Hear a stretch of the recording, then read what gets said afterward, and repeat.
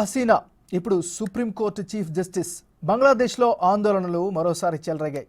ఇప్పటివరకు షేక్ హసీనా రాజీనామా చేయాలంటూ ఆందోళన చేయగా ఇప్పుడు సుప్రీంకోర్టును టార్గెట్ చేస్తున్నారు.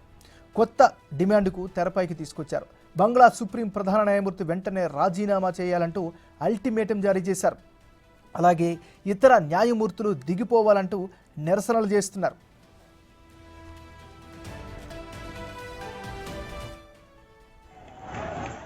బంగ్లా సుప్రీంకోర్టును ఆందోళనకారులు చుట్టుముట్టారు. గంటల్లోనే చీఫ్ జస్టిస్ రాజీనామా చేయాలంటూ నినాదాలు చేశారు.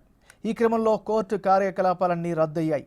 ఆందోళనలు తీవ్ర రూపం దాల్చడంతో చీఫ్ జస్టిస్ అక్కడి నుంచి వెళ్లిపోయినట్లు తెలుస్తోంది.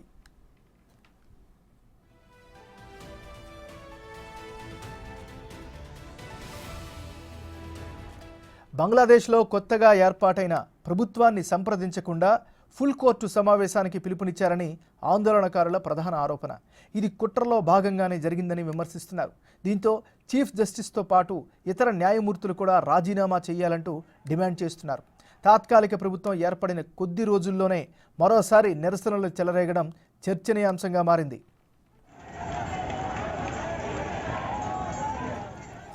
షేక్ హసీనా రాజీనామా చేయాలంటూ జరిగిన ఆందోళనలో సుమారు 40 మంది మరణించారు.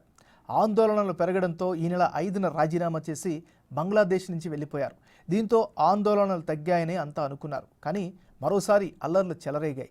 సుప్రీంకోర్టు చీఫ్ జస్టిస్ రాజీనామా చేయాలంటూ ఆందోళనలు మిన్నంటాయి.